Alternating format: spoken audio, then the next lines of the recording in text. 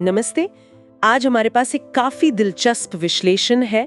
शीर्षक है Poland rises, a new European order emerges. हाँ, ये लेख बता रहा है कि कैसे पोलैंड, जिसे यूरोप में अक्सर हाशिए पर देखा जाता था, शायद अब एक नई यूरोपीय व्यवस्था का केंद्र बन रहा है, वैचारिक और रणनीतिक दोनों तरह से। बिल्कुल। इस लेख में हम देखेंगे कि पोलैंड की अर्थव्यवस्था, उसकी रक्षा नीतियां, यूक्रेन संकट में उसका रोल और हाँ, हाल के राजनीतिक बदलावों को कैसे देखा जा रहा है। और खास तौर पर ये सब राष्ट्रीय संप्रभुता और पारंपरिक मूल्यों के चश्मे से देखा जा रहा है। तो चलिए इस विश्लेषण में जरा गहराई से उतरते हैं, देखते हैं क्या निकल कर आता है। बिल्कुल। शुरुआत अर्थव्यवस्था और रक्षा से करते हैं।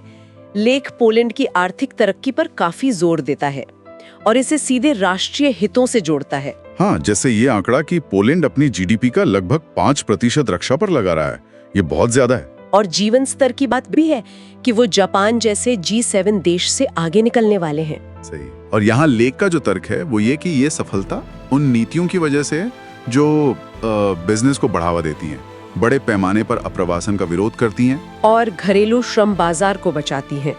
लेख इन्हें व्यवहारिक बता रहा है। हाँ, व्यवहारिक और देश को समृद्ध बनाने वाली। ये पश्चिमी यूरोप के मॉडल से थोड़ा अलग नजरिया है ना। बिल्कुल।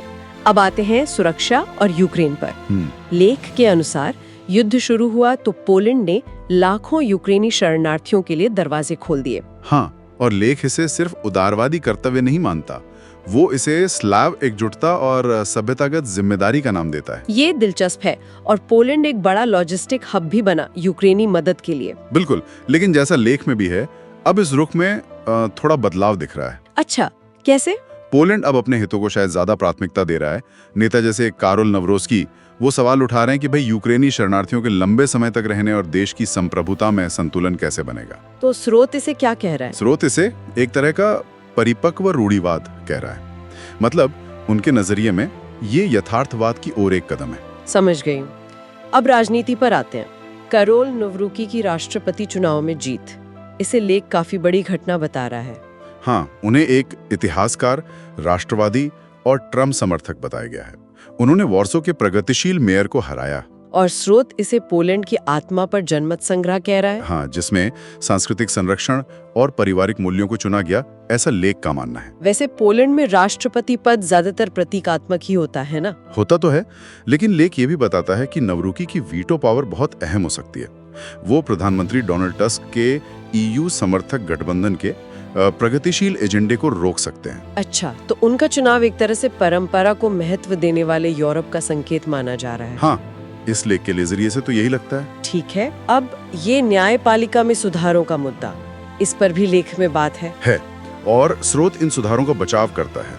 वो तर्क देता है कि ये जवाबदेही बढ़ाने और लोकतंत्र को मजबूत करने के लिए थे, ना कि कमजोर करने के लिए। मतलब जनता की इच्छा को दर्शाने वाला कदम, बाहरी दखल के खिलाफ। बिल्कुल।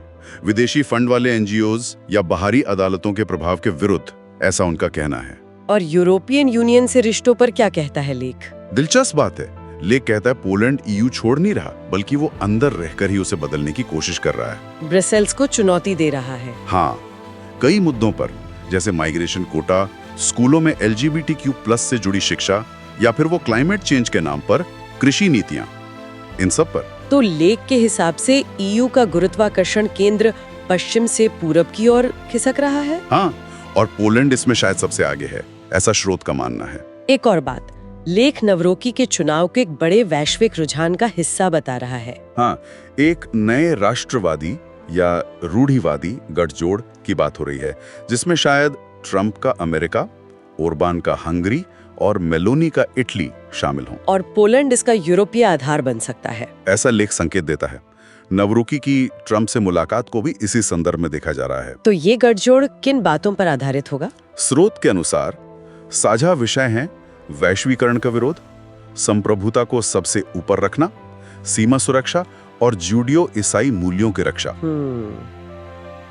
तो संक्षेप में कहें तो इस विश्लेषण का निचोड़ ये है कि पोलैंड एक नए तरह के राष्ट्रीय रूढ़िवाद के मॉडल के तौर पर उभर रहा है। हाँ, और ये मॉडल कम से कम इस स्रोत के नजरिए से यूरोप की जो स्थापित व्यवस्था है और जो प्रगतिशील विचारधाराएं हैं, उन्हें चुनौती दे रहा है। बिल्कुल।